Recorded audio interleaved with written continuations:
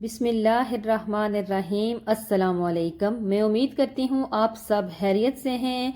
आज मैं आपके लिए लेकर आई हूँ बहुत ही ज़बरदस्त और रेस्टोरेंट स्टाइल काली मिर्च कढ़ाई।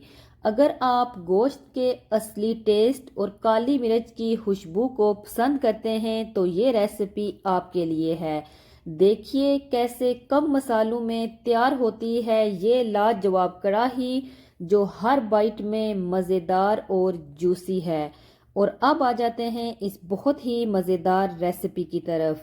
तो यहाँ पर जी मैंने 1 kg ले लिया है मटन। अच्छे तरीके से वॉश करके 1 कप पानी डाल के मैंने इसको तकरीबन 1 घंटे के लिए हल्की आंच पर पका लेना है।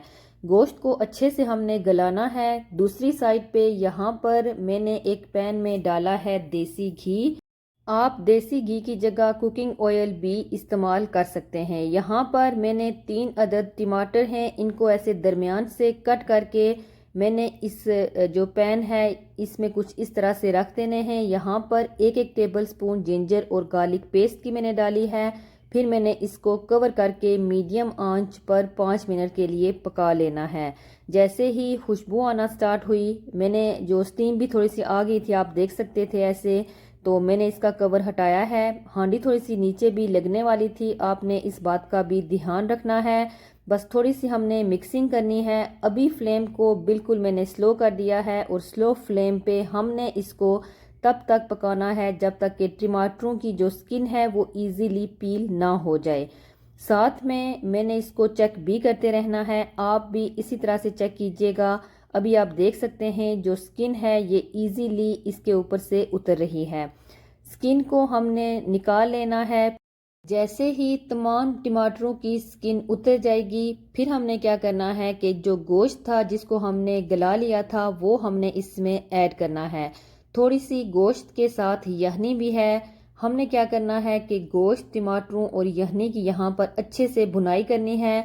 और तब तक भुनाई करनी है जब तक कि ये यखनी सारी ड्राई ना हो जाए, क्योंकि जो यखनी में जो टेस्ट होता है वो हमने ज़रूर इस कढ़ाई में लाना है।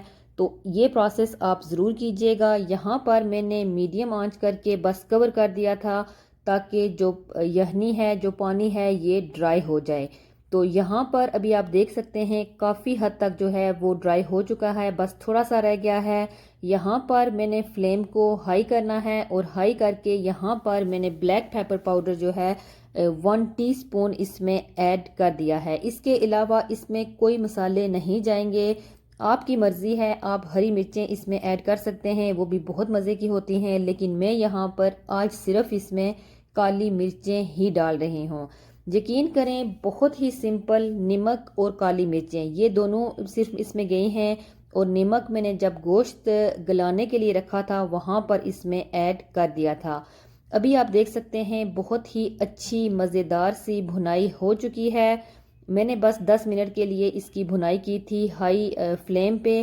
तो बहुत ही मज़ेदार ये काली मिर्च की कढ़ाई रेडी हो गई है। ज़रूर आपने इसको ट्राई करना है और मुझे बताना है आपको मेरी ये रेसिपी कैसी लगी। दुआओं में मुझे याद रखिएगा, अपना बहुत ख्याल रखिएगा। अगर आप मेरे चैनल पे नए हैं तो बराए मेहरबानी मेरे चैनल को सब्सक्राइब भी कर दीजिएगा। मुझे दें अब इजाज़त। इंशाल्लाह बहुत जल्द एक न्यू रेसिपी के साथ हाज़िर होंगी। अस्सलाम वालेकुम वरहमतुल्लाहि वबरकातुहू।